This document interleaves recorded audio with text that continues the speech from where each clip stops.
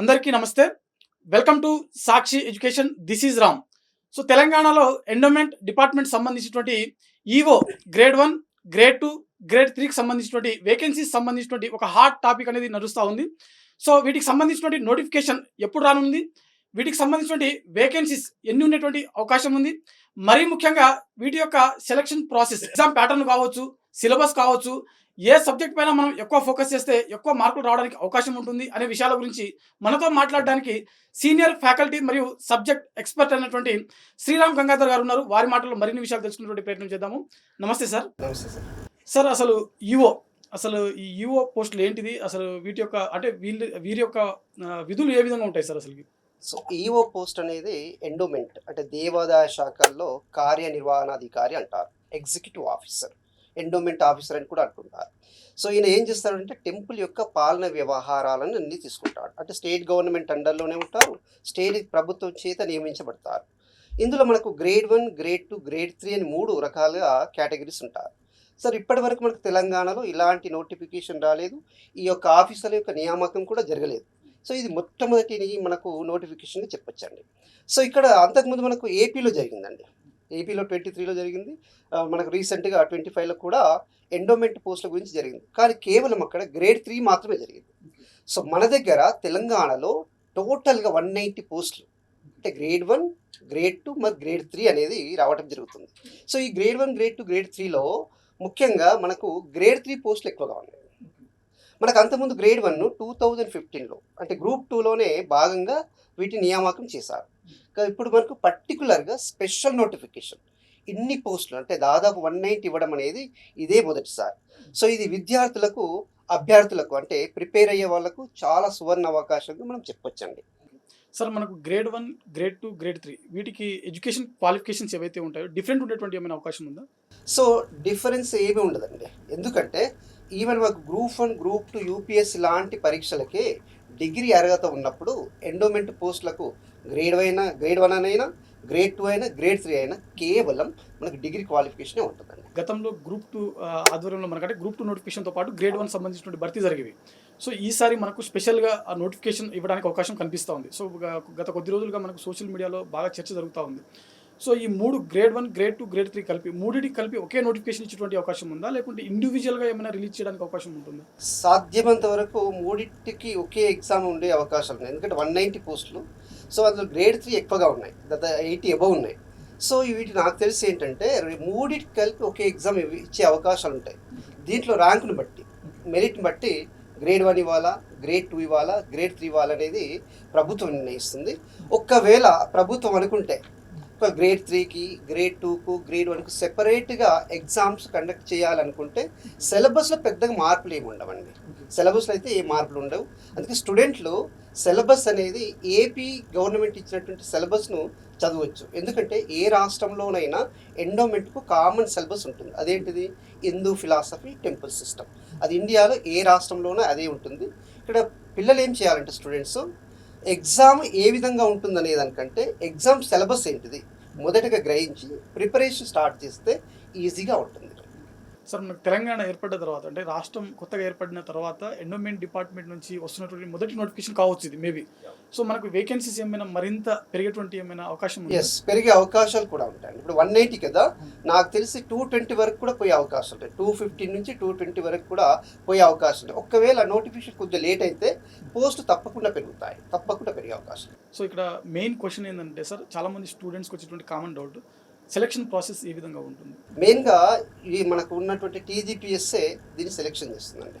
టీజీపీఎస్ఎస్ damn sure ఇంకెవరికి ఇవ్వరు, TGPS మాత్రమే ఈ సెలెక్షన్ ప్రాసెస్ చేయడం జరుగుతుంది. ఇందులో మనకేంటంటే ఏపీ వాళ్ళు ప్రిలిమినరీ మెయిన్స్ అని కండక్ట్ చేస్తున్నారు. ఎందుకంటే వాళ్ళ గ్రూప్ 2 ప్రిలిమినరీ మెయిన్స్లో ఉంది కాబట్టి గ్రూప్ 2 తరహాలను వాళ్ళు కండక్ట్ చేస్తున్నారు. సరే, మన దగ్గర గ్రూప్ 2 అనేది ప్రిలిమ్స్ మెయిన్స్లో లేదు తెలంగాణలో. సో ఇక్కడ ఈ ఎగ్జామ్ కూడా ప్రిలిమినరీ మెయిన్స్ తరహాలో అయ్యే అవకాశం కనబడటం లేదు. అంటే ఒక జనరల్ స్టడీస్ పేపర్ ఉంటుంది, సెకండ్ పేపర్ ఎండోమెంట్కి సంబంధించి ఈ Hindu philosophy, temple system paper అనేది ఉంటుంది. అంటే జనరల్ స్టడీస్ 150 ఉంటుంది, నెక్స్ట్ హిందూ ఫిలాసఫీ అనేది 150 మార్క్స్. అంటే మార్నింగ్ సెషన్ ఒకటి, ఆఫ్టర్నూన్ సెషన్ ఒకటి, 2 రకాలుగా ఉంటుంది అంతే. సో మీరు ఇందాక చెప్పినటువంటి విషయం ఏంటంటే హిందూ ఫిలాసఫీ ఈ టాపిక్ ఈ సబ్జెక్ట్ ఏదైతే ఉందో మాక్సిమం ప్రతి స్టేట్కి కూడా సేమ్ సిలబస్ ఉండేటువంటి అవకాశం ఉందని చెప్తున్నారు. సో తెలంగాణలో ఇంతవరకు అసలు ఒక నోటిఫికేషన్ కూడా రాలేదు. పేపర్ 2 ఏ విధంగా ఉన్నటువంటి అవకాశం ఉంది? ఒకసారి సబ్జెక్ట్ దాంట్లో లెసన్ వారికి ఒకసారి సిలబస్ చెప్పండి. అయితే జనరల్గా ఏముంటుందంటే హిందూ ఫిలాసఫీ టెంపుల్ సిస్టమ్ అనేది ఇండియా మొత్తం కామన్. ఇక్కడ మన తెలంగాణ ఓరియంటేషన్లో చూసినప్పుడు తెలంగాణ టెంపుల్స్ మీద ఎక్కువ కాన్సన్ట్రేట్ చేయాలి. ఓకేనా, తెలంగాణ పండుగల పైన ఎక్కువ కాన్సన్ట్రేట్ చేయాలి, తెలంగాణ వారసత్వ సంపద పైన ఎక్కువ కాన్సన్ట్రేట్ చేయాలి, తెలంగాణలో ఉండే డాన్సెస్ నృత్యాలు ఉంటారు కదా వాటి మీద ఎక్కువగా కాన్సన్ట్రేట్ చేయాలి. అంటే తెలంగాణ హిస్టరీ కల్చర్ను టెంపుల్స్ ఓరియంటేషన్లో, తెలంగాణ ఫిలాసఫీ ఓరియంటేషన్లో చదవాల్సి ఉంటుంది. అలా సార్ మనకు AP previous year question papers చూసినట్లయితే అంటే 23లో జరిగినటువంటి కావచ్చు, 25 మొన్న రీసెంట్లీ జరిగినటువంటి క్వశ్చన్ పేపర్ కావచ్చు. సో పేపర్ 2 చూసినట్లయితే చాలా డైరెక్ట్ క్వశ్చన్లు ఉన్నాయి. మనకు మాక్సిమం క్వశ్చన్స్ అన్నీ కూడా డైరెక్ట్ సింగిల్ లైన్లో ఉన్నటువంటి క్వశ్చన్స్ ఉన్నాయి. సో తెలంగాణలో కూడా ఇలాంటి క్వశ్చన్స్ రావడానికి అవకాశం ఏమైనా ఉంటుందా? అయితే తెలంగాణలో అలా కొన్ని క్వశ్చన్స్ రావచ్చు, కానీ మొత్తం అలాగైతే రావడానికి అవకాశం లేదండి. అంటే ఎప్పుడు కూడా క్వశ్చన్ పేపర్ అనేది హార్డ్, మధ్యస్థం, నెక్స్ట్ అల్పంగా ఉంటుంది. సో మొత్తం 1 word క్వశ్చన్స్ ఇవ్వరండి. స్టేట్మెంట్ బేస్డ్ క్వశ్చన్స్ ఇవ్వచ్చు, మ్యాచింగ్ క్వశ్చన్స్ ఇవ్వచ్చు, ట్రిక్కీ చేసి కూడా ఇవ్వచ్చు. ఎందుకంటే తెలంగాణలో ఇది ఫస్ట్ నోటిఫికేషన్, పోస్టులు ఎక్కువగా ఉన్నాయి, కాంపిటీషన్ ఎక్కువగా ఉంటుంది. కాబట్టి కాంపిటీషన్ దృష్ట్యా పెట్టుకొని క్వశ్చన్ పేపర్ యొక్క సెటప్ అనేది పూర్తిగా మారిపోతుంది. అంటే ఏపీ లాగా ఉండదు, సిలబస్ అదే, కానీ అడిగే విధానంలో కాస్త మార్పులు ఉంటాయి, టఫ్గా ఉండే అవకాశం ఉంటుంది. యూపీఎస్సీ తరహాలో స్టేట్మెంట్ బేస్డ్ క్వశ్చన్స్ ఎక్కువగా ఇచ్చే అవకాశాలు ఉంటాయి. అందుకే స్టూడెంట్ ఆ తరహాలో ప్రిపరేషన్ చేయాలి. సార్ మనకు మార్కెట్లో ప్రజెంట్ కొన్ని పుస్తకాలు మాత్రమే అందుబాటులో ఉన్నాయి.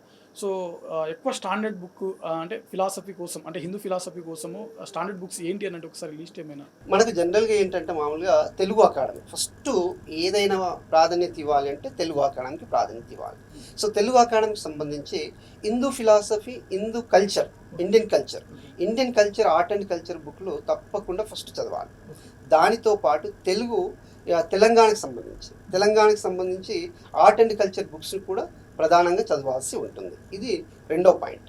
సో మూడో పాయింట్ ఏంటంటే ప్రైవేట్ పబ్లికేషన్స్ కూడా వస్తాయండి. ఫర్ ఎగ్జాంపుల్ విజేత కాంపిటీషన్స్ వాళ్ళు మంచి బుక్ రిలీజ్ చేశారు. అలాగే మేజర్ శ్రీనివాసరావు గారు, అలా ఆయన కూడా మేజర్ శ్రీనివాస్ కూడా ఒక బుక్ రిలీజ్ చేశారు, సార్ కూడా. సో ఈ విధంగా మనం ఏదైనా, అలాగే జీబీకే పబ్లికేషన్ కూడా వచ్చిందండి. అంటే అకాడమిక్ బుక్స్తో పాటు ప్రైవేట్ పబ్లికేషన్ ఒక బుక్ కూడా చదవడం మంచిది. ప్రైవేట్ పబ్లికేషన్ ఒక స్టాండర్డ్ బుక్ కూడా తీసుకోవాలి. ఎందుకు తీసుకోవాలంటే మనకు 150 మార్క్స్ ఉండే అవకాశం ఉంది. ఫర్ ఎగ్జాంపుల్ జిఎస్లో 150కి మనం ఒక 10-15 బుక్లు చదువుతాం. అలాంటిది ఈ పేపర్ 2 150కి మనం ఒక 3-4 బుక్లు చదవడంలో తప్పు లేదు. అంటే స్టాండర్డ్గా 3 బుక్స్ తీసుకొని చదివితే మనకు మొత్తం కవర్ అవుతుంది. ఒకే బుక్ మీద డిపెండ్ అయితే మొత్తం కవర్ కాదు. సో ఇంక్లూడింగ్ తెలుగు అకాడమీతో పాటు ప్రైవేట్ పబ్లికేషన్లో స్టాండర్డ్గా సిలబస్ని ఏది కవర్ చేస్తుంది, మంచి ఎంసీక్యూస్ ఏవి ఇస్తుంది, స్టాండర్డ్ని చూసి మనం ప్రిపేర్ అవుతే బాగుంటుందండి. సార్ మనకు సిలబస్ పేపర్ 2 చూసినట్లయితే మొత్తం 12 లెసన్లు ఉన్నటువంటి పరిస్థితి కనిపిస్తూ ఉంది. సో ఈ 12 లెసన్లతో పాటు దీంట్లో మనకు ముఖ్యంగా రామాయణం, మహాభారతం, భాగవతం, అదేవిధంగా వేరే టాపిక్స్ పురాణాలు, వాటికి సంబంధించిన టాపిక్స్ కూడా ఉన్నాయి. సో చాలామంది స్టూడెంట్స్కి వస్తున్నటువంటి డౌట్ ఏంటంటే రామాయణం గ్రంథాన్ని చదవాలా, భగవద్గీత గ్రంథాన్ని చదవాలా, సో ఇలా డెప్త్గా చదవాల్సి ఉంటుందా, ఎలా చదవాలి అసలు ఒక్కొక్క లెసన్ ఒక ఎగ్జాంపుల్ తోటి చెప్పండి సార్ ఒకసారి. సో జనరల్గా రామాయణం అనేది ఫస్ట్ చాప్టర్ అండి, ఆది కావ్యం. దాన్ని 4 పార్ట్స్ చేశారు. అంటే ఏంటిది, రామాయణంని 7 ఖండాలుగా విభజించారు. ఆ ఖండాల్లో ఆ యొక్క స్పెసిఫిక్ దాని యొక్క ఇంపార్టెన్స్ ఏంటిది, దాని యొక్క ప్రభావం ఎలా ఉంది, ఆ కాండంలో ఒక్కొక్క రోల్ ఎలా ఉంది, సన్నివేశాలు ఎలా ఉన్నాయి, ఇలా సిగ్నిఫికెన్స్ ప్రాముఖ్యతను బట్టి వాటి యొక్క ప్రభావాన్ని బట్టి చదవాల్సి ఉంటుంది. చదివేటప్పుడు ఎలా చదవాలంటే మన మీద విద్వాంసులం కావడానికో, పండితులం కావడానికో చదవడానికి కాదు, మనము ఎండోమెంట్ ఆఫీసర్ కావడానికి. అంటే చదివేటప్పుడు స్టూడెంట్ ఎలా ఉండాలంటే అడ్మినిస్ట్రేటివ్ ఓరియంటెడ్లో చదవాలి. అంటే నాలెడ్జ్ కాదు, ఈ నాలెడ్జ్ని ఎగ్జామినేషన్ అప్రోచ్ ఒక అడ్మినిస్ట్రేటివ్ ఆఫీసర్గా చదవాల్సి ఉంటుంది తప్ప ఒక విద్వాంసుడిగా నేను పండితుడిగా అవుతానే అనే ఉద్దేశంతో రామాయణం పెద్ద బుక్ తీసుకుంటే అది ఇంత పెద్దగా ఉంటుంది, అది 2 సంవత్సరాలని కాదు. మహాభారతం బుక్ తీసుకుంటే ఇంత పెద్దగా ఉంటుంది, మహాభాగవతం ఇంత ఉంటుంది, పురాణాలు 18 పురాణాలు ఉంటాయి. ఇవి చదవడానికి మన జీవితమే సరిపోదు. సో అలాంటప్పుడు అలాంటి పుస్తకాలు చదవకుండా తెలుగు అకాడమీ మార్కెట్లో దొరికే స్టాండర్డ్ బుక్స్ని మనం సిలబస్ని దృష్టిలో పెట్టుకొని చదవగలిగితే మనకు రేషనాలిటీ ఉంటుంది, తప్పకుండా యూస్ఫుల్గా ఉంటుంది. సార్ మనకు దాంట్లో ఒక 3 లెసన్స్ ఏంటంటే ఈఓ విధులు, వాటితో పాటుగా ఈఓ సంబంధించినటువంటి ఉద్యోగాలు ఏవైతే ఉంటాయో వాటి యొక్క భర్తీ ప్రక్రియ ఏ విధంగా ఉంటుంది, అదేవిధంగా ఎండోమెంట్ డిపార్ట్మెంట్ సంబంధించినటువంటి ల్యాండ్స్ ఏవైతే ఉన్నాయో వాటికి సంబంధించినటువంటి సిలబస్ కూడా మనకు మెన్షన్ చేయడం జరిగింది. సో వీటిని ఏ విధంగా చదివితే బాగుంటుంది? అయితే ఫర్ ఎగ్జాంపుల్ మనకు ఎప్పుడు కూడా ఈఓ అంటే ఎగ్జిక్యూటివ్ ఆఫీసర్ అండి. అంటే టెంపుల్ అడ్మినిస్ట్రేషన్ చూసుకోవాలి, టెంపుల్కి సంబంధించిన ఫైనాన్షియల్ అడ్మినిస్ట్రేషన్ చూసుకోవాలి, అలాగే టెంపుల్స్కు వచ్చేటువంటి భక్తుల యొక్క పరిరక్షణ చూసుకోవాలి, టెంపుల్ యొక్క భూములను కూడా రక్షించాల్సి ఉంటుంది. ఈ విధంగా మెయిన్ డ్యూటీస్ అనుకుంటుందండి. అంటే కేవలం ఈఓగా కూర్చొని పనులు చేయడమే కాదు, టెంపుల్ వ్యవస్థ పైన పూర్తి పర్యవేక్షణ, సూపర్విజన్ అనేది చేయాల్సి ఉంటుంది. అది రాష్ట్ర ప్రభుత్వానికి ఆయన అనుసంధానంగా ఉండాలి, తన పైన అధికారులకు అనుసంధానంగా ఉండాలి, చుట్టూ తన టెంపుల్ చుట్టూ ఏం జరుగుతున్నా ఎంట పర్యవేక్షణ చేయాలి. ముఖ్యంగా ఈ యొక్క ల్యాండ్, టెంపుల్కి సంబంధించిన ల్యాండ్స్ అనేవి ఒక్కొక్కసారి ఇతరులు వేరే వాళ్ళు కూడా దాన్ని జప్తు చేసుకునే అవకాశం ఉంటాయి, పొలిటికల్ యాక్టివిటీస్ జరిగే అవకాశం ఉంటాయి. వీటిపైన పర్యవేక్షణ ఉండాలి. ఈ 1987 ల్యాండ్ చట్టం ఉంది. దాని ప్రకారం ఏంటంటే టెంపుల్కి సంబంధించిన ల్యాండ్ సర్వే కావాలి. మనకు తెలంగాణలో ROR యాక్ట్ వచ్చింది, రైట్స్ ఆఫ్ రికార్డ్స్ వచ్చింది. దాన్ని మనము తెలంగాణ భూభారతి చట్టంగా తీసుకొచ్చారు 2025, అది కాంగ్రెస్ గవర్నమెంట్. సో దీని ప్రకారం ఏంటంటే ఫ్రెష్గా సర్వే చేయాలి. ఇప్పుడు ఉదాహరణకి యాదగిరిగుట్ట ఉంది, దాన్ని పూర్తిగా సర్వే చేయాలి. దాని యొక్క ల్యాండ్ ఎంత ఉంది, 1 ఇంచు కూడా పోకూడదు, రీసర్వే చేయాలి, రిజిస్ట్రేషన్ చేయాలి.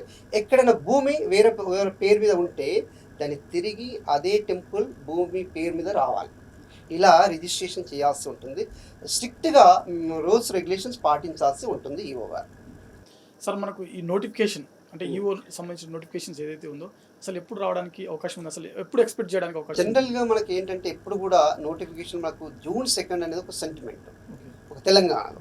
అంటే అప్పటి వరకు ఈ మనకు సీఎం గారి ప్రభుత్వం అప్పటి వరకు ఆలోచించి June 2 తర్వాత ఏదో ఒక దీనిపైన ఇంటిమేషన్ ఇచ్చే అవకాశం ఉంటుంది. ఎందుకంటే ఇప్పుడు తెలంగాణలో ఏ నోటిఫికేషన్ ఫస్ట్గా మెన్షన్ చేయలేదు, ఇది మాత్రమే ఫస్ట్గా మెన్షన్ చేశారు. కాబట్టి నాకు తెలిసి జూన్ తర్వాత దీని మీద ఇన్ఫర్మేషన్ వచ్చే అవకాశం ఉంది.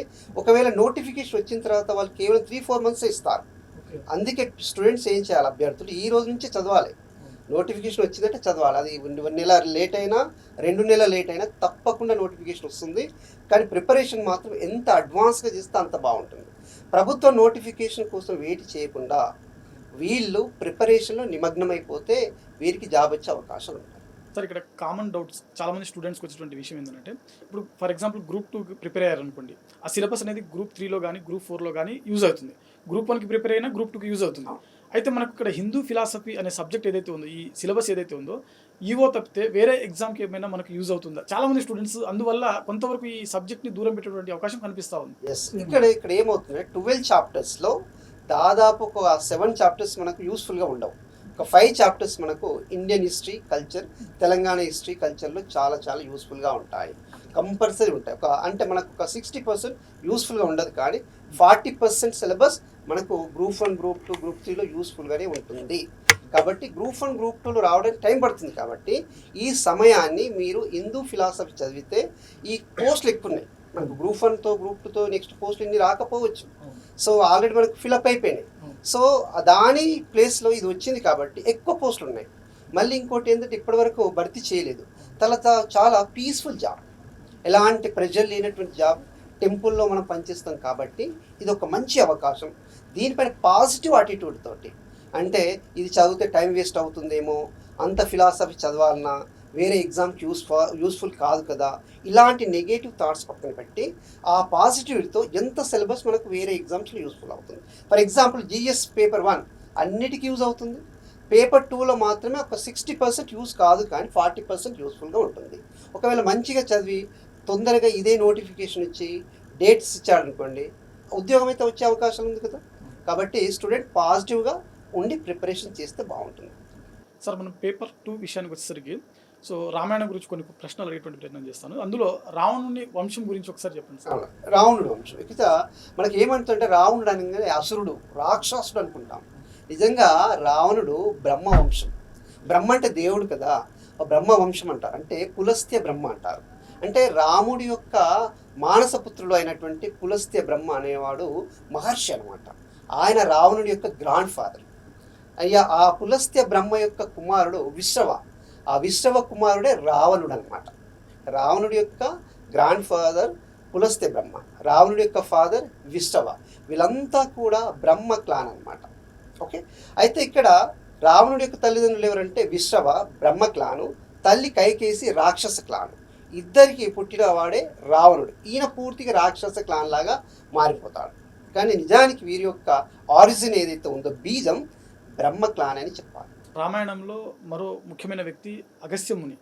సో ఆయన గురించి ఒకసారి. ఈ అగస్త్య ముని అనేవాడు శ్రీరామచంద్రుడికి మంచి టీచర్, మెంటర్ అని చెప్తాను.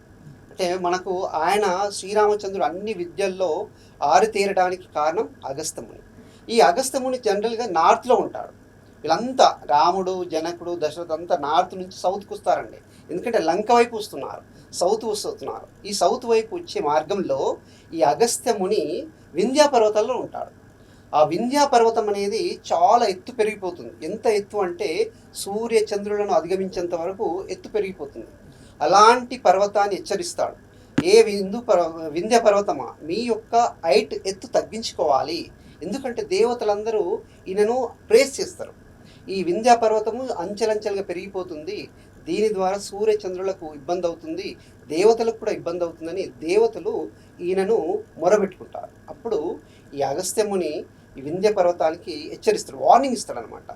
నేను ఇప్పుడు నార్త్ నుంచి సౌత్ పోతున్నాను, సౌత్ నుంచి తిరిగి నార్త్కి వచ్చేంత వరకు మీ హైట్ పూర్తిగా తగ్గించుకొని యూనిఫామ్గా నార్మల్ హైట్లో ఉండాలని ఆదేశిస్తాడు. ఈ అగస్త్యముని చాలా చాలా మెంటర్ అండ్ టీచర్ ఆఫ్ మనకు శ్రీరామచంద్ర అంటారు. ఇంకొకటి ఏంటంటే నార్త్ నుంచి సౌత్కు మార్గాన్ని చూపించిన తొలి వ్యక్తి కూడా ఈయన వీళ్ళందరికీ, రామచంద్రుడికి. అది అన్నమాట. తర్వాత శ్రీరామచంద్రుడికి లాస్ట్ రావణుడితో యుద్ధం చేసేటప్పుడు మనకు సూర్యోదయం అంటే సూర్య భగవాన్ యొక్క ఆదిత్య హృదయం అనేటువంటి స్తోత్రం ఇస్తాడు. ఆ స్తోత్రం వల్ల ఈ యొక్క శ్రీరామచంద్రుడికి అతీతమైన శక్తులు వస్తాయి. దీని ద్వారా రావణుని ఈజీగా జయించగలుగుతాడు. సార్, మహాభారతం విషయానికి వచ్చేసరికి అసలు మహాభారతంలో మొత్తం ఎన్ని పర్వాలు ఉంటాయి, ముఖ్యమైన పర్వం ఏంటిది, దాని గురించి ఒకసారి. మహాభారతంలో 18 పర్వాలు ఉంటాయండి. 18 పర్వాలలో ఒక్కొక్క పర్వం ఒక్కొక్క విశిష్టతను కలిగి ఉంటుంది. స్టూడెంట్స్ ఆ పర్వాలను ఒక్కొక్క పర్వం ఏమేమి ఉంది, ఆ సన్నివేశాలు, పాత్రలు, క్యారెక్టర్స్ చదివితే సరిపోతుంది. అందులో మెయిన్గా మనకు అరణ్య పర్వం అంటే ఆది పర్వం, సభా పర్వం, తర్వాత అరణ్య పర్వం అనేది 3వ పర్వం అన్నమాట. ఈ సభా పర్వంలో ఏమవుతుందంటే కౌరవులకు పాండవులకు జూదం జరుగుతుంది. మన పాచికలు అంటారు, డైస్ గేమ్. ఆ పాచికలు జూదంలో పాండవులు ఓడిపోతారు. పాండవులు ఓడిపోతే దానికి ప్రతిఫలం ఏంటిది? 12 సంవత్సరాలు అరణ్యంలోకి వెళ్ళిపోవాలి. అలా పాండవులు, ద్రౌపది, శ్రీకృష్ణుడు, చాలా మంచి మునులు కూడా, భీష్ముడు కూడా వీళ్ళతో పాటుగా అరణ్యంలోకి వెళ్ళిపోతారు. ఈ అరణ్యంలో వీళ్ళు చాలా నేర్చుకుంటారు, జీవితం నేర్చుకుంటారు, ధర్మం, అధర్మం, జ్ఞానం, అజ్ఞానం, చాలా మునులను, ఋషులను కలుసుకుంటారు. అలా అరణ్యంలోకి వెళ్ళిపోవడం వల్ల అసలు మహాభారతం యొక్క టర్నింగ్ పాయింట్ అనేది స్టార్ట్ అవుతుంది చెప్పచ్చు. సార్, మహాభారతం అంటే ఆ టాపిక్ చదివేటప్పుడు దాంట్లో మనకు ముఖ్యమైన టాపిక్ వచ్చేసరికి యుద్ధం. సో ఈ యుద్ధం ఎన్ని రోజులు జరుగుతుంది, ఒకసారి దాని గురించి, అది ఎక్కడ జరుగుతుంది ఒకసారి. ఎస్, యాక్చువల్లీ ఈ యుద్ధం అనేది మనకు కురుక్షేత్ర సమీపంలో జరుగుతుంది. అంటే ప్రజెంట్లీ హర్యానా రాష్ట్రంలో ఉందండి. ప్రజెంట్లీ హర్యానా రాష్ట్రంలో ఉన్నటువంటి కురుక్షేత్ర ఆ ప్రాంతంలో ఈ మహాభారత యుద్ధం జరుగుతుంది. ఇది దాదాపు 18 రోజులు, 18 days ఓరావోర్ యుద్ధం. ఎంత యుద్ధం అంటే దేవతలు భయపడ్డారు, గాంధర్వులు భయపడ్డారు. అంటే శ్రీరాముడు రావణుడితో చేసే యుద్ధం ఎలాంటిదో ఈ యొక్క మహాభారత యుద్ధం కూడా అలాంటిది. భూమి కంపించిపోయింది, పంచతత్వాలు పులకరించిపోయాయి, దేవతలు, గాంధర్వులు కూడా భయపడ్డారు. అలా 18 రోజులు ఏకదాటిగా యుద్ధం జరుగుతుంది, అది కురుక్షేత్రంలో. సార్, మన పురాణాలు కూడా టాపిక్ ఉంది మనకు. సో పురాణాల విషయానికి వచ్చేసరికి ఏ విధంగా చదవాలి, మొత్తం ఎన్ని పురాణాలు ఉంటాయి, దాంట్లో ముఖ్యమైన పురాణం ఏంటి సార్? యాక్చువల్ పురాణాలు కూడా మనకు చాలా వరకు 18 పురాణాలు ఉంటాయండి. ఈ పురాణాలను కూడా మనము సింపుల్గా ఒక్కొక్క పురాణం యొక్క సిగ్నిఫికెన్స్, దాంట్లో క్యారెక్టర్స్, ప్లేసెస్, డైనాసిటీ అలా చూసుకుంటూ పోవాలి, కల్చర్ చూసుకుంటూ వెళ్ళాలి. సో ఒక పురాణం ఉందని మనం చాలా బుక్, ఒక్కొక్క పురాణం ఒక బుక్ ఉంటుందండి. అలా మనం అన్ని బుక్లు చదవాల్సిన అవసరం లేదు. పురాణాల యొక్క జిస్ట్ని చదవాలి, వాటి యొక్క ప్రాముఖ్యత, అవుట్పుట్, ఫలితం ఎలా ఉంటుందో మనం అలా చదవాల్సి ఉంటుంది అనమాట. సో భాగవతం కూడా సేమ్, మనకు భాగవతం కూడా ఉంది. సో మహాభారతానికి భాగవతానికి తేడా ఏంటి సార్? అసలు భాగవతంలో ఎస్ సార్, భాగవతం అంటే ఇప్పుడు మనకేంటంటే రామాయణం అని త్రేతాయుగంలో జరుగుతుంది, మహాభారతము ద్వాపర యుగంలో. ద్వాపర యుగం ఎండింగ్లో అంతా మహాభాగవతం. భాగవతం అంటే ఏంటంటే భక్తి, డివోషన్. మేజర్గా శ్రీకృష్ణుని మీద భక్తి, విష్ణు స్వామి మీద భక్తి. ఈ భక్తి గురించి చెప్పేదంతా మహాభాగవతం అన్నమాట. సార్ ఓవరాల్గా సో పీవైక్యూస్ అంటే మనకు తెలంగాణలో ఇప్పటివరకు ఈఓ గ్రేడ్ 1, గ్రేడ్ 2, గ్రేడ్ 3కి సంబంధించినటువంటి నోటిఫికేషన్స్ రాలేదు కాబట్టి అవును. సో పీవైక్యూస్ మనకు దొరికేటువంటి పరిస్థితి లేదు. అవును, సో అవును. ఏపీలో కొంత మనకు 3 టైమ్స్ ఎగ్జామ్ జరిగింది. అవును. సో ఆ పేపర్స్ కొంతవరకు ఏమైనా యూజ్ అయ్యేటువంటి అవకాశం ఉంటుందా? ఇంకా దాంతో పాటుగా అసలు పీవైక్యూస్ కోసం టెస్ట్ సిరీస్ కోసం స్టూడెంట్లు ఎలా జాగ్రత్తలు తీసుకుంటే బాగుంటుంది ఒకసారి? ఎస్, మనకు జనరల్గా Hindu philosophy temple system AP government ఇచ్చినటువంటి సిలబస్ యూస్ఫుల్గా ఉంటుందండి.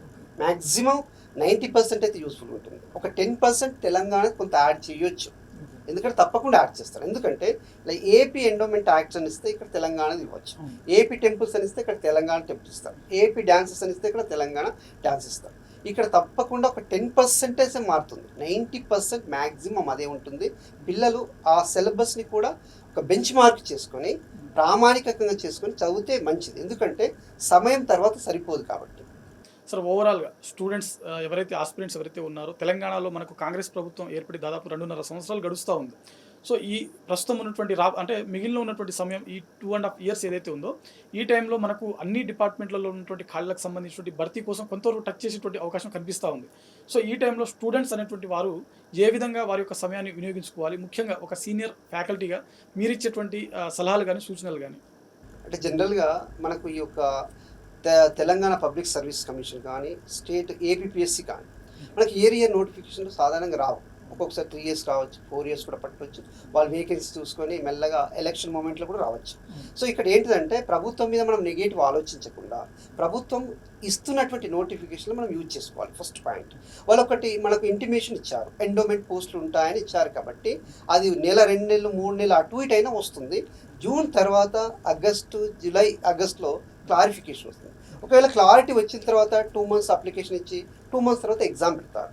సో కరెక్ట్గా 6 నెలలు ఉంటుంది. 6 నెలలు ఇప్పటి నుంచి చదివితేనే పిల్లలకు యూస్ఫుల్గా ఉంటుంది. ఎప్పుడైతే మనం ఒక ఎగ్జామ్ చదవాలనుకుంటామో ఈ రోజు నుంచే దాని యొక్క సిలబస్ అనాలసిస్ చేసి దానికి సంబంధిత ప్రామాణిక బుక్లు అంటే మనకి ఏపీ సిలబస్ తీసుకోవచ్చు. అందులో 12 chapters ఉన్నాయి, అవి తెలంగాణలో చదువుకోవచ్చు. తర్వాత తెలంగాణ హిస్టరీ కల్చర్ కూడా చదువుకుంటే మీకు అడిషనల్గా ప్లస్ పాయింట్ అవుతుంది. ఇక్కడ ఏంటంటే డిసిప్లిన్, అంటే మన మోటివేషన్ ఏమంటామంటే ఈరోజు రేపు చదువుతూ ఉంటాం, అది మోటివేషన్ కాదు. డిసిప్లిన్ అంటే 6 months మనం టైం పెట్టుకొని రోజు 6 గంటలు చదివినా లాస్ట్ వరకు 6 గంటలు చదివితే 6 నెలల్లో మనం అద్భుతాలు సృష్టించవచ్చు. అంటే మీరు ఎండోమెంట్ సిలబస్ కంప్లీట్ చేయొచ్చు, అంత లేదని గ్రూప్ 1 గ్రూప్ 2 వచ్చి దాన్ని కూడా పికప్ చేసుకోవచ్చు.